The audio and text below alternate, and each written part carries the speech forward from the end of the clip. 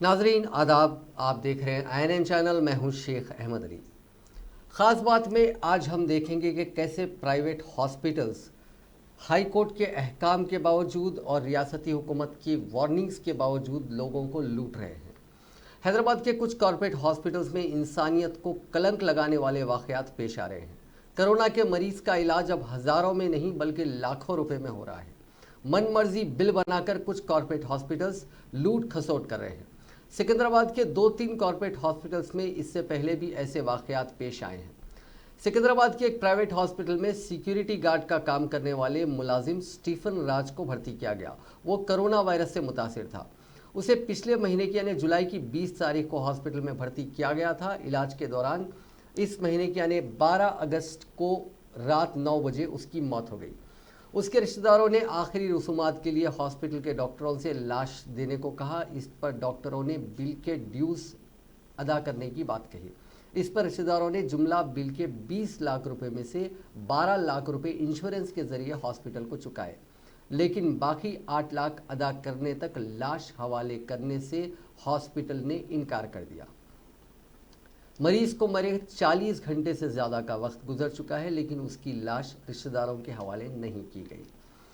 अब अगर हम उस बिल की एक कॉपी हमारे पास है और अगर हम उस बिल पे नज़र डालें तो किस तरह की लूट इन प्राइवेट हॉस्पिटल्स ने मचाई है। आप देखें, जुमला बिल हुआ है 12 दिन का 20,46,830 रुपये, जिसमें से जो अप्रूव हुआ है इंश्योरेंस से वो 11,60,000 इन लोगों ने दे दिया और डिस्काउंट हॉस्पिटल ने दिया है 1,02,232 रुपये का। यानी जुमला अभी जो बैलेंस इसमें बचा हुआ है वो है 7,63,880 रुपये।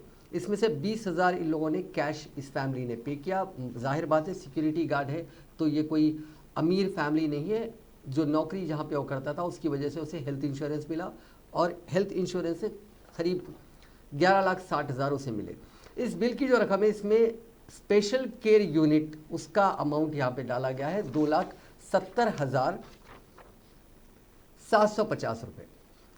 फिर आइसोलेशन केयर के नाम पे फिर 6-9 हज़ार रुपये, वेंटिलेटर 42,000 रुपये। फार्मेसी का जो बिल आया है आप अंदाज़ा लगाइए 12 दिन में ऐसी कौन सी दवाएं इन लोगों ने दी होगी। फार्मेसी का बिल आया है 8,60,175 रुपये। डॉक्टर्स की जो फीस है, जो डिस्पोजेबल्स हैं वो है 23,712 रुपये और डॉक्टर फीस 1,42,000 रुपये। हॉस्पिटल्स की ये खुलेआम लूट चल रही है और रियासती हुकूमत इनके खिलाफ कोई कार्रवाई नहीं कर रही है। कार्रवाई के नाम पे बहुत से ड्रामे किए जा रहे हैं जो लोगों को समझने की ज़रूरत है। कल हेल्थ मिनिस्टर ईटला राजेंद्र और हेल्थ डिपार्टमेंट के दूसरे ऑफिशियल्स ने एक प्राइवेट हॉस्पिटल एसोसिएशन के साथ मीटिंग की। उसके बाद ये ऐलान किया कि जो प्राइवेट हॉस्पिटल्स के 50% बेड्स हैं उनको हुकूमत अपने कब्जे में ले लेगी। यानी अब हुकूमत उन बेड्स पे अपने चुने हुए मरीजों का इलाज करवाएगी। सुनने में ये लगता है कि हुकूमत ने बहुत बड़ा एक्शन ले लिया। आपको याद होगा इससे पहले विंची हॉस्पिटल और डेक्कन हॉस्पिटल पर हुकूमत ने बैन लगाया था कि वो कोविड के मरीजों का इलाज नहीं कर सकते। उनके खिलाफ जो शिकायतें मिली थी कि वो लोग बहुत ज़्यादा बिल दे रहे हैं, वो शिकायतें साबित हुई थी। बजाय इसके कि क्रिमिनल केस बुक होता, उन दोनों हॉस्पिटल्स के खिलाफ कार्रवाई होती, हुकूमत ने दोनों को क्लीन चिट दे दी और सज़ा ये मिली कि आइंदा से वो कोविड के जो मरीज़ हैं उनका इलाज नहीं कर सकेंगे। यानी जो लोगों ने बढ़ के बिल चुका दिया वो सारा पैसा डूब गया, लोगों को पैसा उनका वापस नहीं मिला। यानी चोर ने चोरी की और वो चोरी की जो रकम है वो अपने पास रखने की हुकूमत ने उसको इजाज़त दे दी। आप देखिए ये जो 50% सीट्स का पूरा जो खेल है, फिलहाल एज ऑन टुडे जो बुलेटिन, मीडिया बुलेटिन का आज जो जारी किया गया, इस मीडिया बुलेटिन के मुताबिक 13 अगस्त 2020 8 बजे तक, रात 8 बजे तक जुमला एक्टिव केसेस तेलंगाना में, यानी जो मरीज जिनका इलाज चल रहा है उनका नंबर है 23,438, 23,438। और जो लोग घर पे रहकर इलाज करवा रहे हैं यानी आइसोलेशन में है या इंस्टीट्यूशनल आइसोलेशन में है वो है 16,439। बाकी जो मरीज़ हैं रियासती हुकूमत के 56 हॉस्पिटल्स हैं, 56 हॉस्पिटल्स हैं, उनमें टोटल बेड्स हैं 7,879। इनमें से 4,000, माफ़ कीजिएगा, जो गवर्नमेंट हॉस्पिटल्स हैं उनका नंबर है, गवर्नमेंट के पास है 8,436 ये गवर्नमेंट बेड्स हैं। इनमें एडमिट जो हैं हॉस्पिटल्स में वो है 2612 और हुकूमत के ये फिगर्स यानी मीडिया बुलेटिन के मुताबिक गवर्नमेंट हॉस्पिटल्स में फ़िलहाल 5824 बेड्स अभी खाली हैं। अब ऐसी सूरत में जबकि गवर्नमेंट बेड्स खाली हैं, हुकूमत को उन 50% बेड्स लेने की ज़रूरत क्या है? क्योंकि अल्टीमेटली जो बिल है, बिल का अमाउंट है, जो बेड्स का वो इस्तेमाल होगा, हुकूमत के तय किए हुए अमाउंट के मुताबिक भी अगर होता है तो भी वो रकम हुकूमत को चुकानी पड़ेगी इन प्राइवेट हॉस्पिटल्स को। अब देखिए प्राइवेट हॉस्पिटल्स का सीन ये है कि यहाँ पे टोटल बेड्स हैं 118 हॉस्पिटल्स हैं जहाँ जिनको कोविड के मरीजों का इलाज करने की इजाज़त दी गई है। इनके टोटल फिगर है, इन टोटल बेड्स हैं इनके पास 7879 और मरीज जो इलाज करवा रहे हैं प्राइवेट हॉस्पिटल्स में एज ऑन अगस्त 13 अगस्त रात 8 बजे तक वो है 4387, यानी इन हॉस्पिटल्स में अभी भी प्राइवेट हॉस्पिटल्स में 3492 बेड्स खाली हैं। अब हुकूमत जो 50% बेड्स लेने की बात कर रही है, ये जो खाली बेड्स पड़े हुए हैं उनको उनकी रकम चुकाना चाहती है। वो बेड्स जिनका फ़िलहाल इस्तेमाल नहीं हो रहा है, एक तो हुकूमत अपने पूरे बेड्स का इस्तेमाल नहीं कर रही है, लोगों को फोर्स किया जा रहा है या लोगों को समझाया जा रहा है कि वो अपना इलाज घर पे कराएं। उनकी हालत अगर उनमें ज़्यादा सिम्टम्स नहीं है, उनकी हालत क्रिटिकल नहीं है। और जो खाली बेड्स पड़े हुए हैं जिनके पैसे प्राइवेट हॉस्पिटल्स को अभी तक नहीं मिलने थे, अब हुकूमत वो 50% बेड्स ले लेगी, यानी प्राइवेट हॉस्पिटल्स की ऑक्यूपेंसी आज के हिसाब से 100% हो गई। और जो खाली बेड्स पड़े हुए हैं अब उनका बिल रियासती हुकूमत अदा करेगी। और जो लूटमार इन प्राइवेट हॉस्पिटल्स ने मचाई हुई है उनके खिलाफ कोई कार्रवाई नहीं होगी। कुछ दिन पहले, करीब 3 दिन पहले, हाई कोर्ट ने काफ़ी फटकार लगाई थी रियासती हुकूमत को। रियासती हुकूमत ने एक जायज़ा इजलास मुनक़िद किया था हेल्थ मिनिस्टर ने और कहा था कि 1039 कंप्लेंट्स आई हैं इन प्राइवेट हॉस्पिटल्स के खिलाफ। जब प्राइवेट कंप्लेंट्स आई हैं तो इन कंप्लेंट्स पर क्या हुआ, क्यों कार्रवाई नहीं की गई? अगर जब यह साबित हो गया कि बिलिंग गलत की गई है तो उनके खिलाफ केसेस क्यों बुक नहीं हुए? उनके खिलाफ रिकवरी करने के लिए वो पैसा जो लोगों ने दे दिया, पता नहीं लोगों ने कर्जे लेके दिया, अपना घर बेच के दिया, अपने जेवर बेच के दिए, और पता नहीं कहाँ कहाँ से लोगों ने, इन गरीब लोगों ने या मिडिल क्लास के लोगों ने उस पैसे का इंतज़ाम किया होगा। उनका पैसा जो ज़्यादा प्राइवेट हॉस्पिटल्स वसूल कर चुके हैं, उस पैसे की रिकवरी के लिए रियासती हुकूमत ने कोई कोशिश नहीं की। और अब ये ड्रामा किया जा रहा है कि 50% seats, 50% beds in private hospitals के रियासती हुकूमत अपने कब्जे में ले लेगी। लोगों को ये पूरा खेल समझने की ज़रूरत है। हमारा काम है मीडिया की हैसियत से ये बात आप तक पहुंचाना। आगे रियासती हुकूमत की जिम्मेदारी है कि वो उन प्राइवेट हॉस्पिटल्स के खिलाफ सख्त कार्रवाई करे जो रूल्स के खिलाफ काम कर रहे हैं। कोरोना वायरस से निपटने में सुस्त रवि से काम लेने वाली रियासती हुकूमत जहां कॉरपोरेट हॉस्पिटल्स की लूट खसोट में नाकाम नजर आती है, वहीं दूसरी जानिब सरकारी दवाखानों में भी दीगर अमराज से मुतासिर अफराद का मुनासिब इलाज नहीं किया जा रहा है। सिर्फ ऐसे मरीजों को ही उन हॉस्पिटल्स में शरीक किया जा रहा है जिनकी हालत इंतहाई नाजुक है। बकिया मरीजों का इलाज सिर्फ आउट पेशेंट के तौर पर किया जा रहा है। बेड्स खाली होने के बावजूद ऐसे मरीजों को शरीक करने से इनकार किया जा रहा है। मरीजों और उनके रिश्तेदारों का कहना है कि चलने की सकत ना रखने वाले मरीजों को भी शरीक करने से इनकार की आखिर क्या वजह है? वाज़ेह है कि रियासत के मुख्तलिफ सरकारी दवाखानों में से सीरियस केसेस को हैदराबाद के गांधी या उस्मानिया हॉस्पिटल भिजवाया जाता है। उस्मानिया हॉस्पिटल में आउट पेशेंट की हैसियत से रुजू होने वाले ऐसे मरीजों को जिन्हें शरीक करना ज़रूरी है, उन्हें ये कहते हुए वापस घर भिजवाया जा रहा है कि कोरोना की वजह से वो उन्हें हॉस्पिटल में शरीक करने से कासिर हैं। मरीजों की गुजारिश के बावजूद डॉक्टर्स की जानिब से उन्हें हॉस्पिटल में शरीक नहीं किया जा रहा है। सरकारी दवाखानों से ऐसे मरीज रुजू होते हैं जिनकी माली हालत उन्हें खानगी हॉस्पिटल में इलाज करवाने की नहीं होती। इन हालात में अगर सरकारी दवाखानों में भी उनका इलाज नहीं होगा तो वो कहाँ जाएंगे? हुकूमत की जानिब से गांधी हॉस्पिटल को मुकम्मल तौर पर कोरोना के मरीजों के इलाज के लिए वक्फ कर दिया गया। ऐसे में सिर्फ उस्मानिया हॉस्पिटल में ही मरीजों के लिए उम्मीद की किरण है। कोरोना के खौफ की वजह से पहले ही आउट पेशेंट मरीजों की तादाद में काफ़ी हद तक कमी हुई है। ख़बल रोज़ाना यहाँ 2000 मरीज रुजू हुआ करते थे, लेकिन अब ये तादाद सिर्फ 500 तक महदूद रह गई है। अजला से इमरजेंसी केसेस को उस्मानिया को रिफ़र किया जा रहा है। रोजाना 50 इमरजेंसी केसेस उस्मानिया हॉस्पिटल से रुजू हो रहे हैं।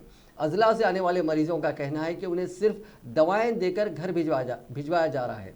तारीखी उस्मानिया हॉस्पिटल में कदीम इमारत को बंद करने से पहले तक यहाँ के वार्ड्स में 1168 बेड्स की गुंजाइश थी। पुरानी इमारत को खुफल डालने के बाद अब उस्मानिया हॉस्पिटल में सिर्फ 900 बेड्स की गुंजाइश बाकी रह गई है।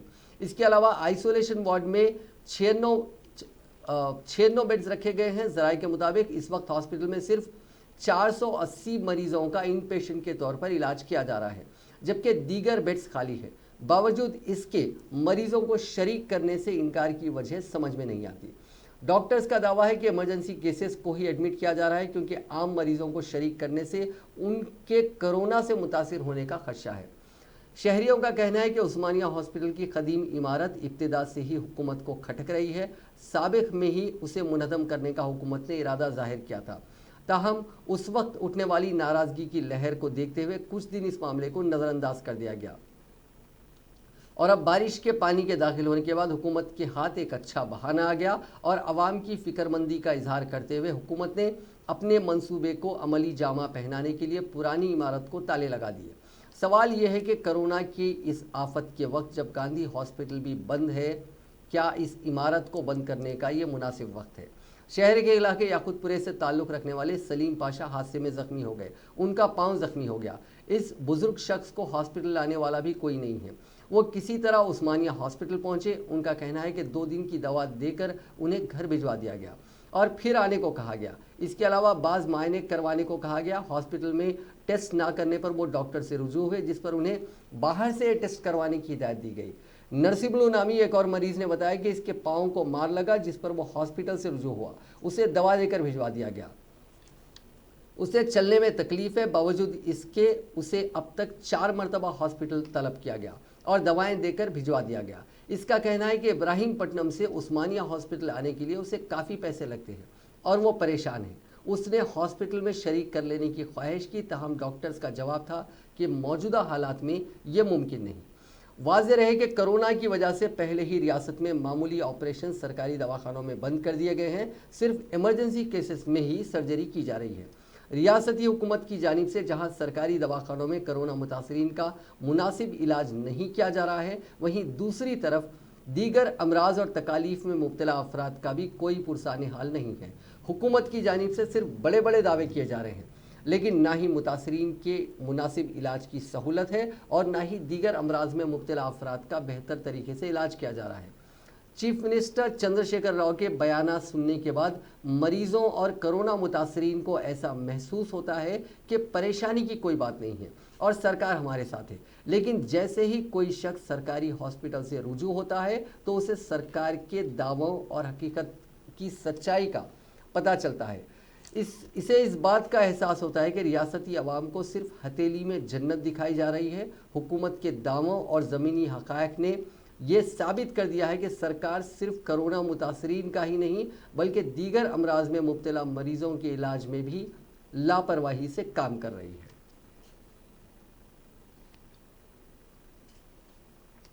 अयोध्या में राम मंदिर की तामीर के आगाज़ पर खुशी का इजहार करते हुए सदर जमहूरिया रामनाथ कोविंद ने जुमे के रोज़ कहा कि वतन के बाशिंदों ने अदालती फैसले को एहतराम के साथ कबूल करके आलमी बरादरी के सामने एक मिसाल पेश की है।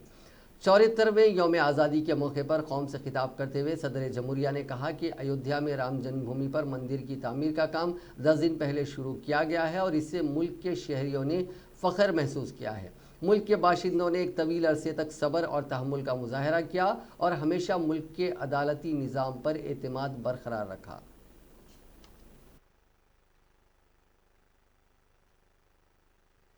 केवल 10 दिन पहले अयोध्या में श्री राम जन्मभूमि पर मंदिर निर्माण का शुभारंभ हुआ है और देशवासियों को गौरव की अनुभूति हुई है। देशवासियों ने लंबे समय तक धैर्य और संयम का परिचय दिया और देश की न्याय व्यवस्था में सदैव आस्था बनाए रखी। श्री राम जन्मभूमि से संबंधित न्यायिक प्रकरण को भी समुचित न्याय प्रक्रिया के अंतर्गत सुलझाया गया। सभी पक्षों और देशवासियों ने उच्चतम न्यायालय के निर्णय को पूरे सम्मान के साथ स्वीकार किया और शांति, अहिंसा प्रेम एवं सौहार्द के अपने जीवन मूल्यों को विश्व के समक्ष पुनः प्रस्तुत किया। इसके लिए मैं सभी देशवासियों को बधाई देता हूँ। केवल 10 दिन वजारत दिफा ने कोरोना वबा के तनाजुर में यौम आज़ादी की तकरीबात में लाल किले पर झंडा लहराने के खुसूसी इंतजाम किए हैं। वजारत दिफा लाल किले पर 15 अगस्त 2020 को यौम आज़ादी के मौके पर झंडा सलामी की तकरीबात का इनेकाद कर रही है, जिसमें इस कौमी प्रोग्राम के विखार और हुर्मत के दरमियान तवाज़ुन रखा जाएगा। जबकि मुल्क कोविड-19 की सूरत हाल से मुतालिक एहतियाती तदाबीर अपनाने के दौर से गुजर रहा है। भीड़ जमा होने के कम मौके होने के बावजूद बिला रुकावट आमद व रफ्त की सहूलत फराहम करने के लिए बैठने के मकामात और चलने के रास्तों को लकड़ी के फर्श और कारपेट से तैयार किया गया है और इस बार मेहमानों को 2 गज की दूरी पर मास्क के साथ बैठना पड़ेगा। वजारत ने तकरीब के दौरान समाजी फासले, ज़रूरी एहतियात और कौमी तकरीब की पाकिज़गी और विखार के माबीन तवाज़ुन बरकरार रखने के लिए मुतअद्दिद इक़दाम किए हैं। किसी को भी दावत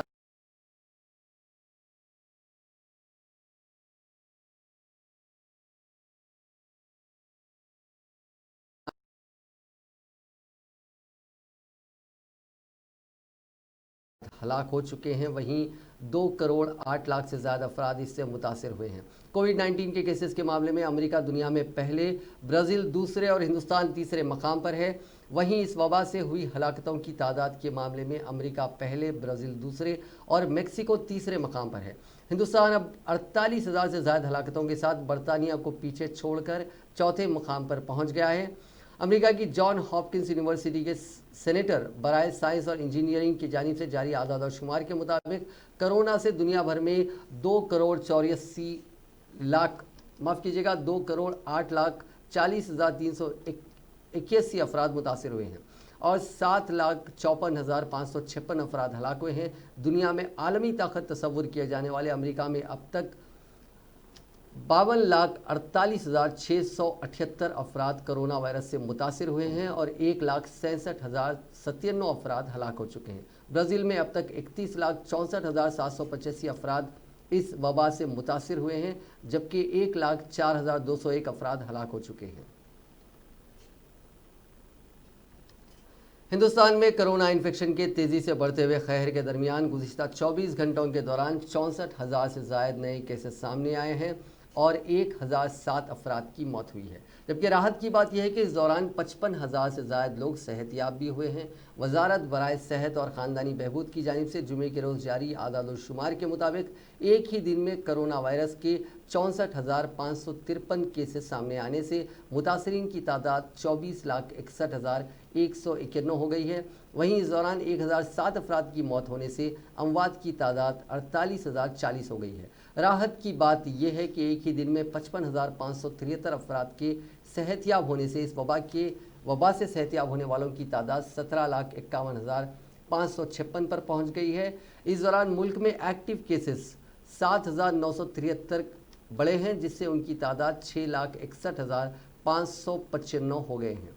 मुल्क में अब एक्टिव केसेस 26.88% है, रिकवरी रेट 71.17% है और शरह अमवात यानी मोर्टेलिटी रेट 1.95% है। तेलंगाना में जुमेरात के रोज़ कोरोना वायरस के 1,921 मुस्बित केसेस दर्ज हुए और 9 अफराद की मौत हो गई। इससे रियासत में कोरोना केसेस की कुल तादाद 88,396 हो गई है। इसी तरह हलाकतों की तादाद 664 हो गई। जीएचएमसी के हदूद में 356 केसेस दर्ज हुए। आदिलाबाद में 28, कोत्तागुड़म में 34, जगतियाल में 40, जनगांव में 38, भोपालपल्ली गदवाल में 51, कामारेड्डी में 44, करीमनगर में 17, खम्बम में 71, महबूबनगर में 48 और दीगर अजला से भी अलग अलग नंबर्स आए हैं इन केसेस के। मरकजी वज़ीर दाखिला अमित शाह की कोरोना टेस्ट रिपोर्ट नेगेटिव आई है। हालांकि अभी कुछ दिन मजीद वो एहतियात के तौर पर आइसोलेशन में ही रहेंगे। खुद अमित शाह ने ट्वीट करके इसकी जानकारी दी। उन्होंने कहा कि आज मेरी कोरोना टेस्ट रिपोर्ट नेगेटिव आई है। मैं ईश्वर का शुक्रिया अदा करता हूँ और इस वक्त उन लोगों ने मेरी सेहत के लिए नेक ख्वाहिशात पेश करके मेरी और मेरे अहले खाना की हिम्मत बढ़ाई। उन सभी का दिल से शुक्रिया अदा करता हूँ। डॉक्टर्स के मशवरे पर अभी कुछ और दिनों तक होम आइसोलेशन में रहूँगा।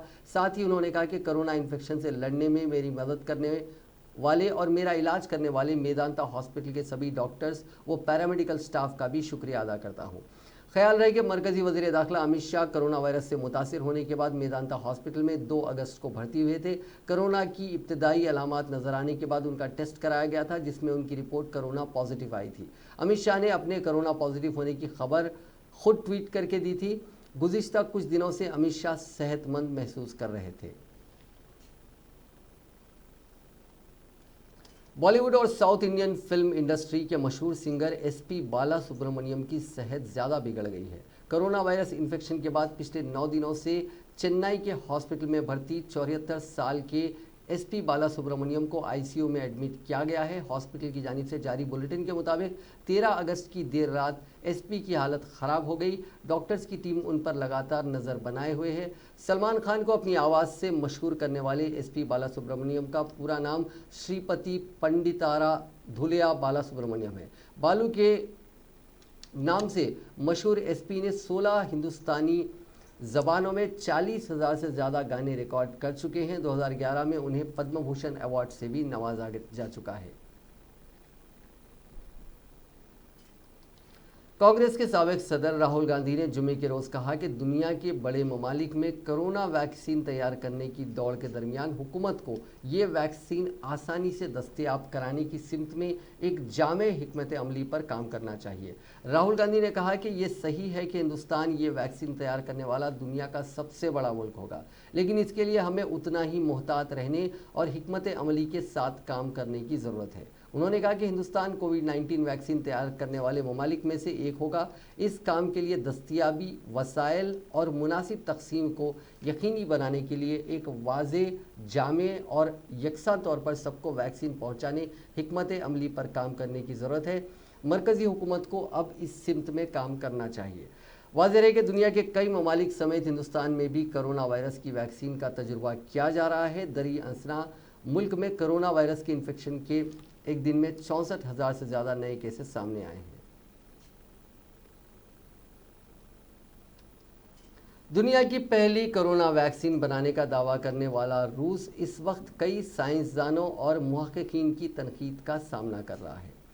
स्पुतनिक वी नामी इस वैक्सीन को साइंसदानों का एक बड़ा तबका खतरनाक बता रहा है, जबकि रूसी सदर व्लादिमीर पुतिन का कहना है कि वैक्सीन हर लिहाज से महफूज है। इस दरमियान सांस की बीमारी में महारत रखने वाली रूस के सीनियर साइंसदान प्रोफेसर एलेक्जेंडर चेचलन ने रूसी वजारत सेहत की एथिक्स काउंसिल से इस्तीफ़ा दे दिया है। उन्होंने ये इस्तीफ़ा स्पुतनिक वी वैक्सीन की लॉन्चिंग से नाराज़ होकर दिया है। मीडिया ज़राए में आ रही खबरों के मुताबिक इस वैक्सीन का रजिस्ट्रेशन ना रोक पाने के बाद उन्होंने इस कदम को उठाया है। प्रोफेसर एलेक्जेंडर ने वैक्सीन के तहफ़्फ़ुज़ और असरात से मुतालिक कई सवाल उठाए हैं और वो वैक्सीन बनाने वाले इदारे गमालिया रिसर्च इंस्टीट्यूट के डायरेक्टर व रूसी फ़ौज में सीनियर वायरोलॉजिस्ट कर्नल प्रोफेसर सर्जी बोर्सेविक पर संगीन इल्ज़ामात भी आयद किए हैं।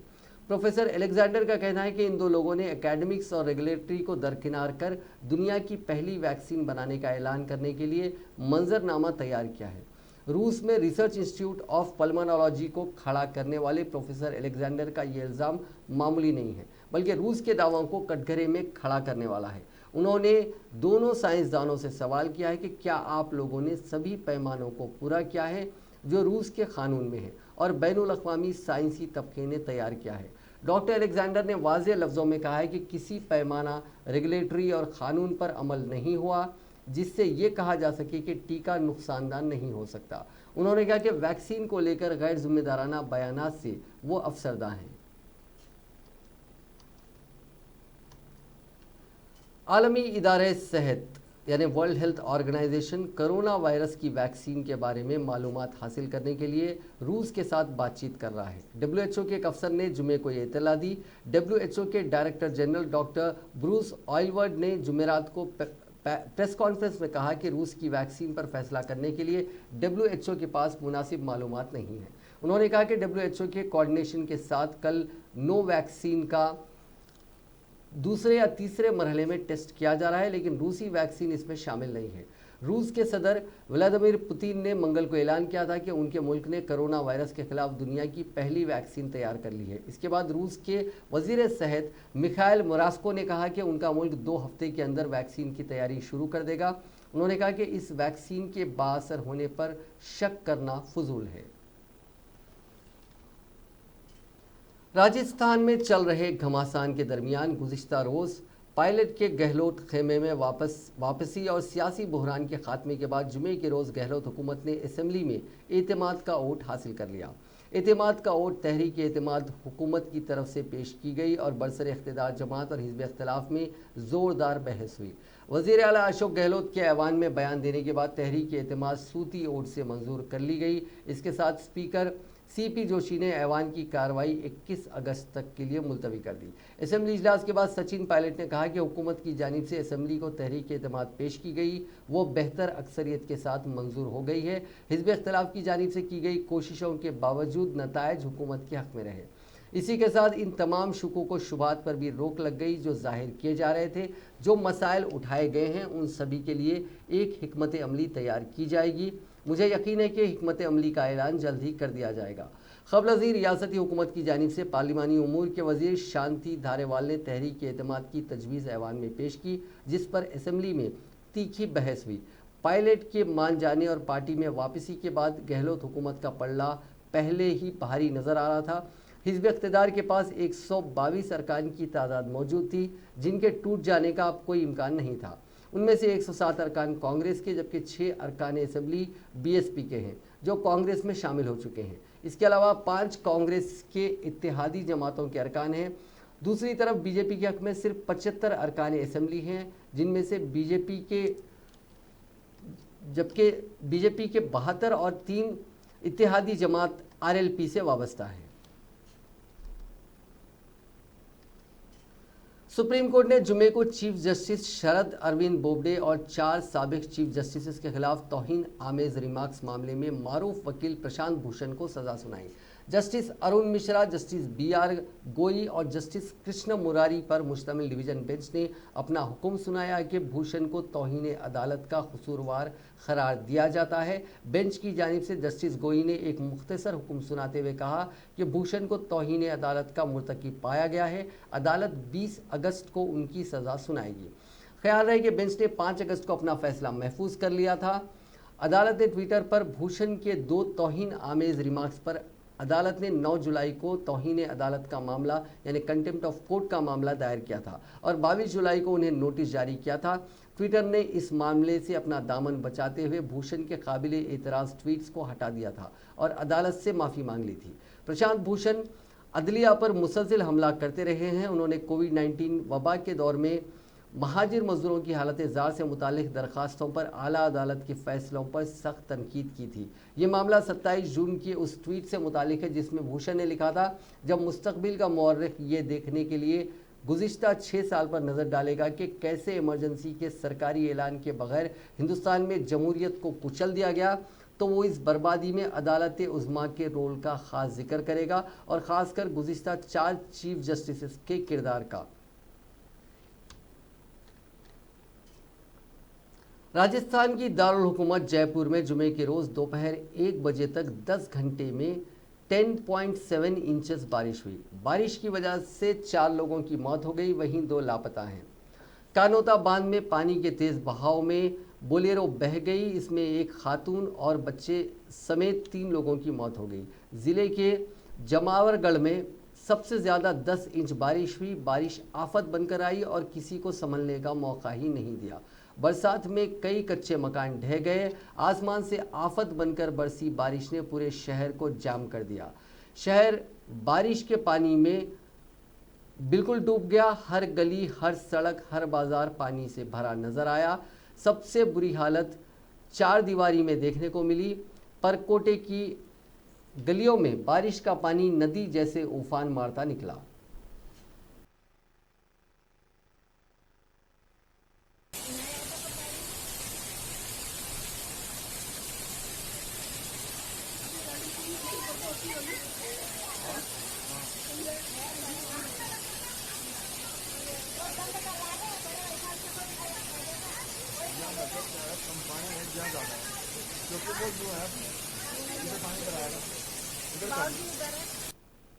नाजरीन, आज की ख़ास बात में बस इतना ही। आपसे कल फिर होगी मुलाकात नई खबरों के साथ, नए खुलासों के साथ। फिलहाल दीजिए इजाज़त, अल्लाह हाफिज़।